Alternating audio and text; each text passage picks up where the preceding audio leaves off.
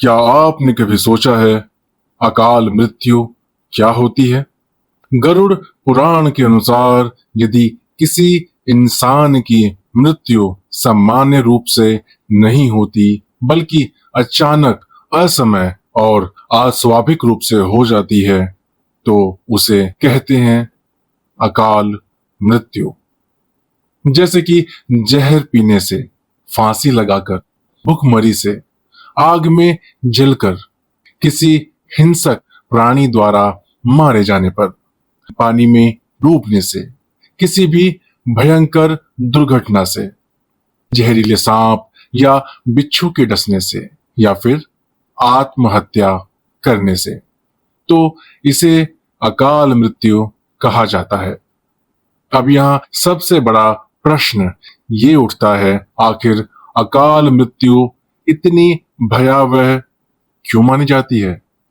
इसका उत्तर हमें गरुड़ पुराण में मिलता है। अकाल मृत्यु का अर्थ है जब शरीर तो नष्ट हो जाए लेकिन आत्मा को शांति ना मिले। सोचिए, शरीर मिट्टी में मिल गया लेकिन आत्मा इस संसार में ही भटकती रह गई। हम रोज देखते हैं कि अचानक कोई सड़क दुर्घटना में या किसी आपदा में अपनी जान गंवा बैठता है। ऐसी मृत्यु धर्मशास्त्रों में अकाल मृत्यु नाम से जानी जाती है।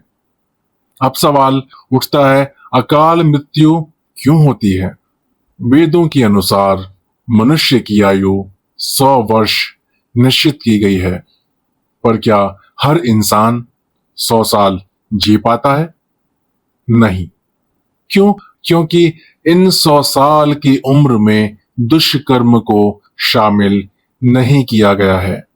जब इंसान धर्म और पुण्य छोड़कर पाप और अधर्म के रास्ते पर चल पड़ता है तो वो अपनी उम्र खुद ही घटा लेता है। यानी उम्र 100 साल की हो सकती है, लेकिन यदि व्यक्ति अपने कर्मों से ईश्वर द्वारा दिया गया समय व्यर्थ कर दे तो उसकी जीवन रेखा छोटी हो जाती है और जब वो समय अधूरा रह जाता है तब आती है अकाल मृत्यु। अब सबसे रहस्यमय प्रश्न, अकाल मृत्यु के बाद आत्मा का क्या होता है? गरुड़ पुराण कहता है कि हर मनुष्य के जीवन में 7 चक्र निश्चित होते हैं। जिसकी मृत्यु अचानक हो जाए वो इन चक्रों को पूरा नहीं कर पाता। ऐसी आत्मा की इच्छाएं, उसकी मोह माया और तृष्णाएं अधूरी रह जाती हैं। शरीर तो जलकर या मिट्टी में मिल जाता है लेकिन आत्मा वो धरती पर ही भटकती रहती है, अपने परिजनों को दुख देती है, जीवित लोगों को कष्ट पहुंचाती है और हर पल अपनी अधूरी तृष्णा पूरी करने की कोशिश करती है।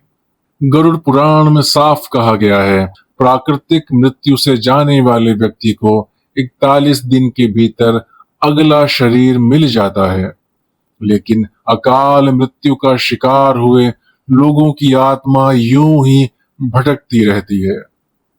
वो प्रेत, पिशाच, ब्रह्म, राक्षस, बेताल जैसी योनियों में भटक सकती है। उसे तुरंत मुक्ति नहीं मिलती है और सबसे बड़ा पाप है आत्महत्या। भगवान विष्णु स्वयं गरुड़ पुराण में कहते हैं, आत्महत्या ईश्वर का अपमान है, क्योंकि जब कोई आत्महत्या करता है तो वो प्रकृति के नियम को तोड़ देता है। ऐसी आत्मा को ना तो तुरंत नरक ही मिलता है ना ही अगला जन्म, बल्कि वो पृथ्वी पर ही भटकती रहती है जब तक कि उसका जीवन चक्र पूरा ना हो जाए। ये है अकाल मृत्यु की सच्चाई। अब जरा सोचिए, अगर किसी आत्मा को शांति ही ना मिले तो क्या वो जीवित लोगों को चैन से रहने देगी या फिर अपनी अधूरी इच्छाओं की आग में दूसरों को भी झुलसाती रहेगी?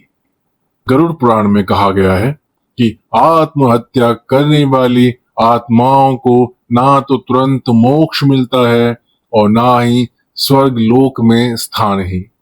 ऐसी आत्माएं अंधकार में भटकती रहती हैं जब तक कि उनका प्रकृति द्वारा निर्धारित जीवन काल पूरा ना हो जाए।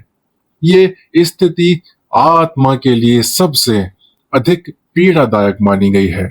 लेकिन साथ ही शास्त्र ये भी बताते हैं कि अकाल मृत्यु को प्राप्त आत्मा की शांति के लिए उपाय और मंत्र मौजूद हैं। अगर घर के परिजन श्रद्धा और भाव से इनका पालन करते हैं तो उस आत्मा की क्रोध और बेचैनी शांत होती है। हालांकि याद रखिए, ये मंत्र आत्मा को केवल शांत करते हैं, मोक्ष प्रदान नहीं करते। मोक्ष तभी मिलता है जब आत्मा का प्राकृतिक जीवन चक्र पूर्ण होता है। अब प्रश्न ये है कि अकाल मृत्यु के संकेत क्या है?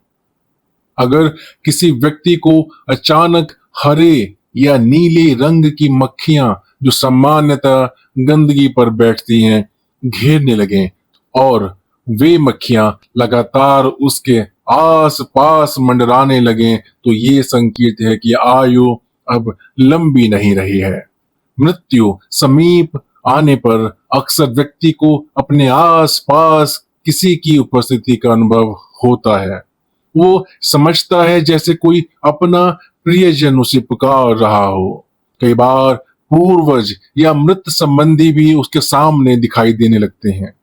समुद्र शास्त्र के अनुसार जब मृत्यु नजदीक होती है तो हथेलियों की रेखाएं धुंधली और हल्की होने लगती हैं, मानो किस्मत की लकीरें मिट रही हों। कुछ लोग अपनी ही छाया को अपने से अलग क्रियाएं करते हुए अनुभव करने लगते हैं। ये भी मृत्यु का एक संकेत है। आयुर्वेद के अनुसार मृत्यु से पहले मानव शरीर से एक अजीब सी गंध निकलने लगती है, जिसे मृत्यु गंध कहा गया है। ये गंध मृत शरीर जैसी होती है और ये गंभीर रोगों जैसे हृदयाघात या मस्तिष्क आघात के कारण प्रकट होती है। अगर कोई व्यक्ति अचानक सूर्य, चंद्रमा या अग्नि की रोशनी को सहन ना कर पाए तो ये भी आयु समाप्ति का संकेत माना गया है। जब किसी व्यक्ति को पानी, तेल या दर्पण में अपनी परछाई विकृत या गायब दिखाई देने लगे तो ये भी संकेत है कि उसका समय निकट है। अधिक नशा, लगातार रोग, गहन चिंता या अत्यधिक परिश्रम से शरीर की नाड़ियां कमजोर हो जाती हैं। ऐसे लोग अक्सर उठते बैठते समय आंखों के आगे अंधेरा छा जाने का अनुभव करते हैं। ये मृत्यु की आहट है। अब आप सोच रहे होंगे कि इन संकेतों को जानकर हम क्या कर सकते हैं, या इन संकेतों को जानकर क्या हम सचेत होते हुए अपने को सुरक्षित कर सकते हैं? तो याद रखिए, अगर समय रहते इन संकेतों को पहचान लिया जाए तो उचित चिकित्सा, संयम और आध्यात्मिक उपायों से कई बार अकाल मृत्यु को भी टाला जा सकता है। इसलिए गरुड़ पुराण हमें केवल भयभीत करने के लिए ये ज्ञान नहीं देता, बल्कि सचेत करने के लिए देता है, ताकि हम अपनी और अपने प्रियजनों की जीवन यात्रा को सही दिशा में आगे बढ़ा सकें। अगर ये ज्ञान आपको मूल्यवान लगा हो तो इस वीडियो को लाइक, शेयर और कमेंट करना बिल्कुल ना भूलें। जुड़े रहिए हमारे साथ ज्ञान पावर्स में, क्योंकि आगे हम आपको बताएंगे ऐसे रहस्य जो आपके दृष्टिकोण को हमेशा के लिए बदल देंगे। तो मिलते हैं एक नए टॉपिक के साथ अगले वीडियो में।